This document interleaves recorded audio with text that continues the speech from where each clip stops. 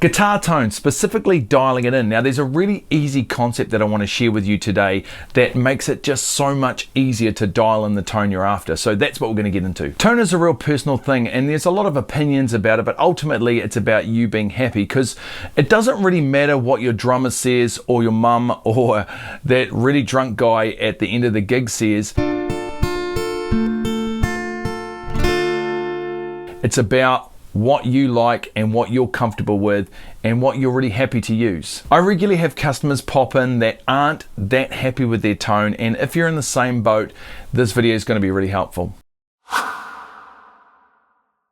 So what got me thinking about this is I recently did a video about modifying a pickup by increasing the inductance, and I did some A/B testing, and there were quite a lot of comments of people who couldn't hear the difference between the stock pickup and the modified one. And at the time I was like, man, I don't understand why people can't hear the difference. But then the exact same thing happened to me. I was watching a video about compressor plugins, a specific compressor plugin that I'm currently using, and the guy demonstrating it was turning it on and off and going, wow, there's such a big difference, can you hear the difference? And I was sitting there going, I can't hear a difference at all, until he pointed out specifically where to listen. So listen to the initial attack on the snare, or listen to how the bass response changes. And after he described what was going on, it was like night and day. It was so easy to hear exactly what was happening. Kind of like, can you remember those Where's Wally books or Where's Waldo books? There's that sort of guy and he wears like a red and white striped shirt, and you've got to try and find him in this picture, and it's just so hard to find him. And then when you find him, it's like you can't unsee where he is. It's so obvious where he's sitting in that picture. It's kind of basically like that. Well, there are a lot of things that make up guitar tone, but I suppose you can boil it down to three main things, I suppose. So firstly, you've got your gear. If you're using a Fender amp, you're not really going to get Marshall-y sort of tones. Same with if you're using a Strat, it's not really a Les Paul. So your gear definitely comes into play. Then there's how to use your gear, like actually operating the equipment you've got. That's kind of related to today's concept. And then the third thing is, well, I suppose I'll just leave that to later on in the video. It kind of irritates people when you mention it, so I'll put that at the end if you want to check that out. So this concept is all about listening to specific frequency ranges, and it's something I do as part of my job in the workshop, and it has made it so much easier for me to dial in tones that I like. I feel like a lot of guitarists listen to their guitar tone like one big picture, and it's really hard when something doesn't sound right to zero in on exactly what needs tweaking. If you really think about it, when you listen to music, when was the last time you just listened to just the bass line or listened to just the cymbals? It's probably not that often. Okay, so I've got a couple of comparisons I'm going to get you to have a listen to. Now make sure you put some headphones on, because it's really hard to hear the differences just through a phone or laptop. And make sure you hit that subscribe button and smash me a like as well.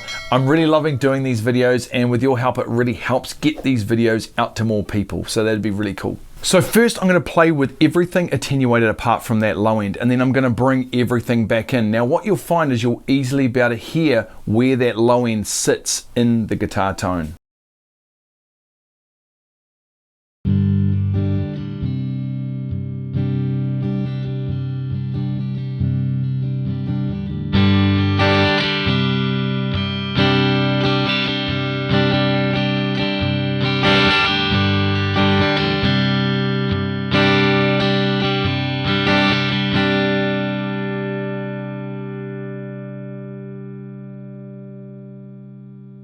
And now we'll do the same for the top end, exactly the same. We're going to attenuate everything apart from that top end and bring it all back in. And listen out for that same frequency band in that top end. You'll be able to clearly hear where it sits within the full tone of the guitar.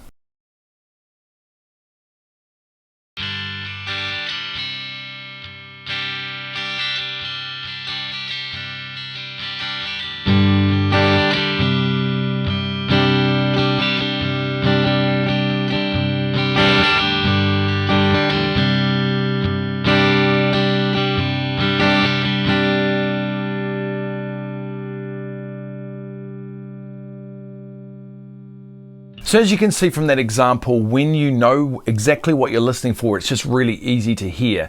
So what can we do from here? Well, before we get into the test, one thing you can do is just start with your amp and move the controls right through their extremes. There's like no right or wrong. You don't have to sit things around the halfway point. You can have things at 0, you can have things at 10. There's no rules as long as it gets the sound that you're after. Once you're comfortable with that, move on to your pedals. Do the same thing, move things through their extremes. Play around with your guitar, with your tone knobs, play around with your volume knob, all that sort of stuff, but knowing exactly how far you can go through the sweep of all those controls, you'll just end up instinctively knowing how to operate all your gear the more you do that sort of thing.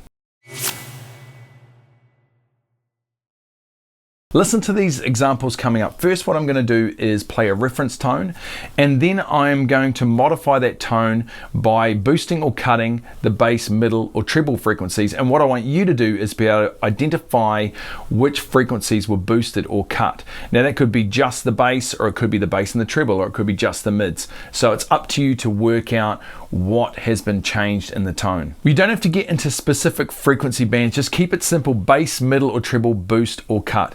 Now the answers are going to be over on my fourth wall page. It's obviously free. Just go to the link in the description to check out what the answers are.